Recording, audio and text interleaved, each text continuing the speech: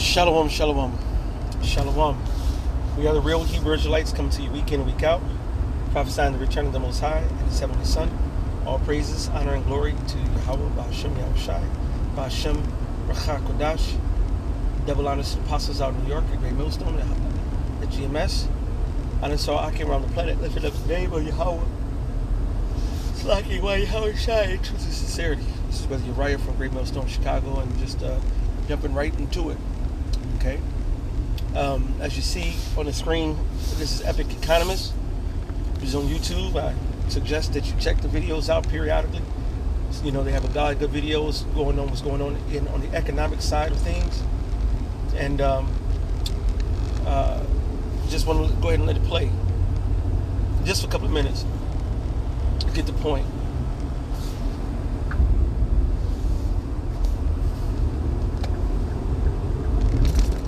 Something really strange has been happening in U.S. financial markets over the past few weeks. CEOs and corporate insiders have been dumping stocks at a far faster rate than we have ever seen before. Do they know something the rest of us don't? If the stock market is booming, as the media keeps insisting, and this rally will go on forever like many investors want to believe, then why are these insiders selling their stocks as fast as they can before the year is over? Why some are still choosing to believe that stock prices will continue to soar into the stratosphere, those who are in the top tiers of the market are heading for the exits. Of course, if they can see that a brutal stock market crash is fast approaching, the perfect time to get out is now. All right, so After all, now you can go ahead on money in the stock market if you get out before the bubble bursts. And all right, now I'm getting now you want to watch the whole thing, you know, feel free. It's only 13 minutes long, and it's at the Epic Economist. Epic Economist. What do they do now? Insiders are dumping stocks at a pace never seen before. All right, for the most part, you can go ahead and check all of it out. But this actually matches up with Bible prophecy. The Lord says there's going to be a crashing in the hills, and a little traffic, you know, just starting to pick back up again. But I'm just going to put crashing. All right. They used the stock market crash, which of 1930s or whatever, as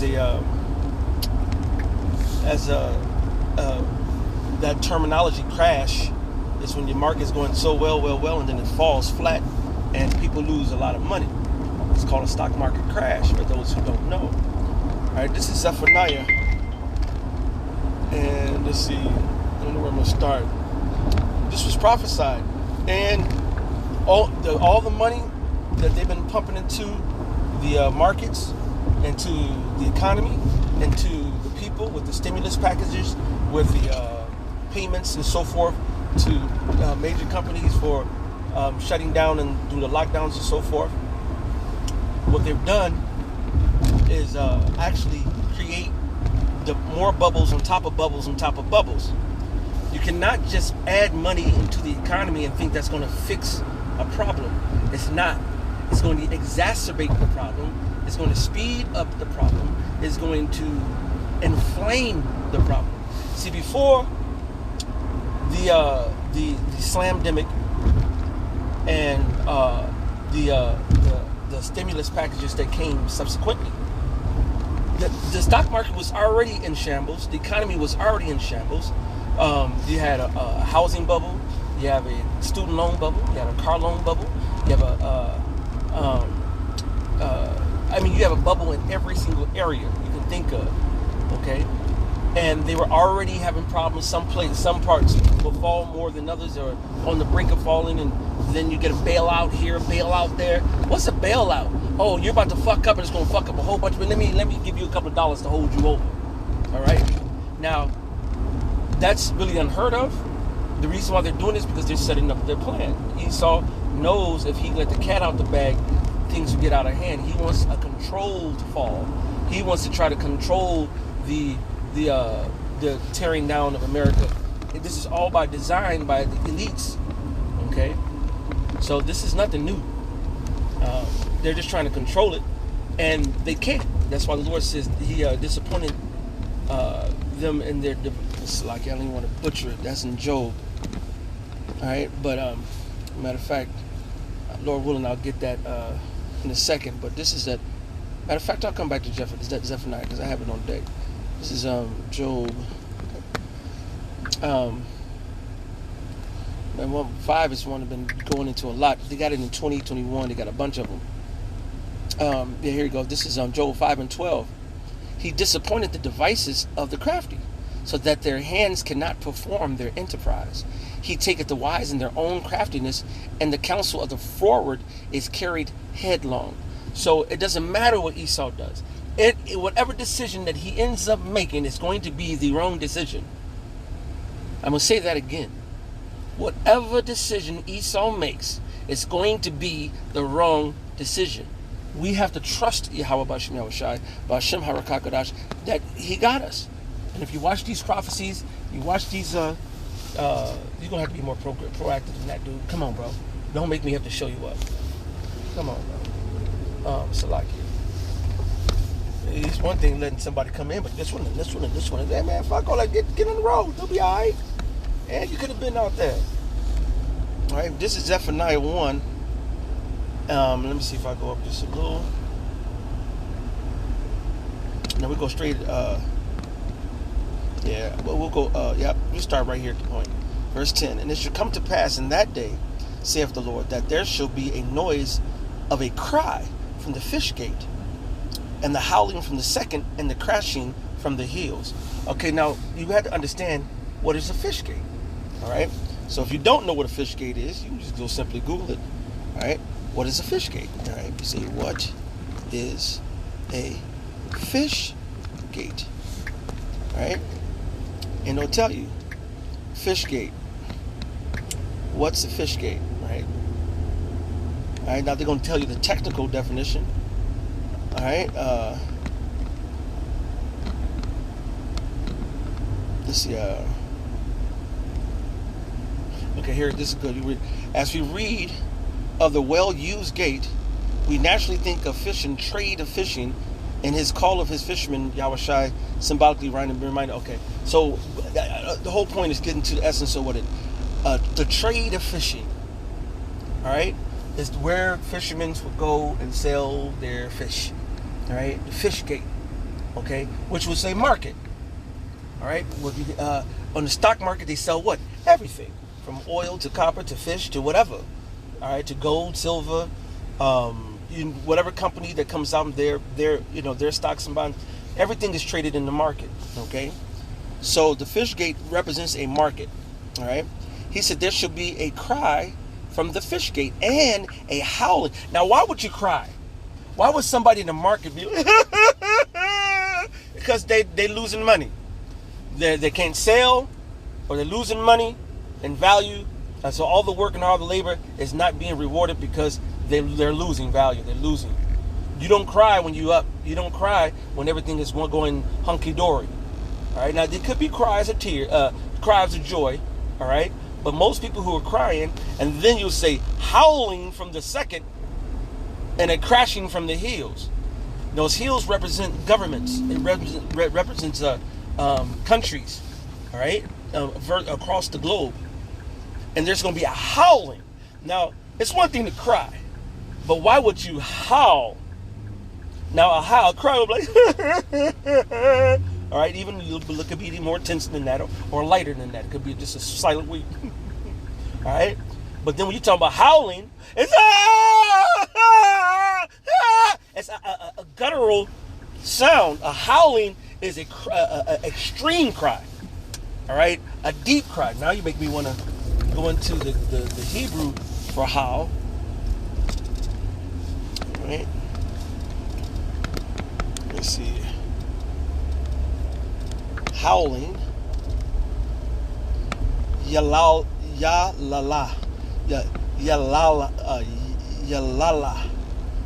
All right. Yalala. A howling of distress. Wailing. A wailing or a howling. Distress. Howling in distress. Okay? Howling, yelling. All right? So, when you put that in perspective, why would there be a yelling in the marketplaces? Why would there be a crying or a yelling in the market? Because the market crashes and people are not going to be making the money that they normally would be making. All right? Then he goes and starts saying, how you inhabitants of Maktesh, for all the merchant people are cut down. All you merchants, all you dealers, and all you sellers, and you corporate stockbrokers, and all you business people. All right? He said, for all the merchant people are cut down. That means you're not going to be making your millions. You're not going to be making your billions. You're not going to be making your money. All they that bear silver are cut off. So that's your silver mining companies, your gold mining companies, all these companies that are out here in the market doing so well and got so many people rich, they're going to be not rich anymore. And a lot of them are going to lose their wealth in one said day. All right? And this is going to be, again, this is going to be worse. The next stock market crash is going to be worse than the 1930 crash. Okay? Salaki for 1 second. It literally is going to take 1 second. I'm at my destination. Hold on a second. All right, this is right, and all that bear silver are cut off. Okay, and it shall come to pass at that time that I will search Jerusalem with candles and punish the men that are settled on their leaves, that say in their heart that the Lord will not do good, neither will he do evil. So now the Lord is showing that, look, while he's fucking up this world, while he's messing up America and the stock market and the subsequent markets, because every market now is tied together. When the American stock market goes down, other countries go down. All right? When now through the whole slamdemic and the venoms that's going around the planet today, there's a lot of volatility in all the markets across the world. As soon as they mentioned the new O that's came up, the OMI, all right, that just came out, we have a new strain of the OMI, all right, that OMI, you know, so look up that Quran, you'll see it, all right. Now that it already made dips in the market, and then if you go to, like we started off with this epic economist, if you go to them, now he did say it was going to happen in October, then he pushed it to November, then he pushed it to January, all right, but that's because Esau kept kicking it down the pike. The mandatory V's and the mandatory Boost Mobiles, you know, injectables, they pushed it down to where you can, in order to be able to work and move around in certain places, they put the deadline to January. So right now they're still hoping for Christmas and people still shopping, even though Black Friday was no Friday, because it really wasn't nothing, right? Compared to what we knew, the lines that used to be around these different Walmarts and Best Buys and certain stores, and them clamoring to get in to get that 75-inch TV for $150 versus $700. You know how they do. It wasn't like that this year. Matter of fact, the whole spirit of Thanksgiving was dead. It looked like the street I'm on right now, not a car damn near on the block. It was just very quiet. When back in the day, it would be hustling and bustling, and it'd be a spirit of energy, and people would be moving around and very happy. It's gone, man. The thrill is gone. The thrill is gone away. It's gone, man. All right? And if you can't see what's going on now, then you're going to be caught. That's why Lord says he's going to catch you, people who are settled on their leaves, man. Right? But you come in here into the just the videos here. Here you go, right here. A December stock market crash is about to... I'm not going to play it, but a December stock market crash is about to burst with 80% catastrophic drop. That matches the scriptures. Okay?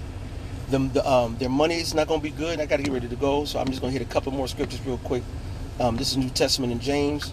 The Lord says, and I just read it in the Maktesh, the howling of the hills. That's your stock market crash. And we can go even deeper in that and go into the definition of those words. All right, look at James 5:1. Go to now, ye rich men, weep and howl for your miseries that shall come upon you. Your riches are corrupted, and your garments are moth-eaten. Your gold and silver is cankered, and the rust of them shall be a witness against you, and shall eat your flesh as it were fire. You have heaped treasures together for the last days. All right, so the next stock market crash is going to be worse than the first. It's coming soon. Be prepared. Hopefully this has been edifying. To the spirit and power Yahweh Shem Yahweh Shai Shem Rakakadash. All praises, honor, glory Yahweh Shem Yahweh Shai Shem Harakakadash. Double honors to the apostles out in New York, great millstone of GMS. Honors to all Akim around the planet. Lifting up the name of Yahweh Yahweh Shai in truth and sincerity. With that, we're going to say Shalom and Abad Babal.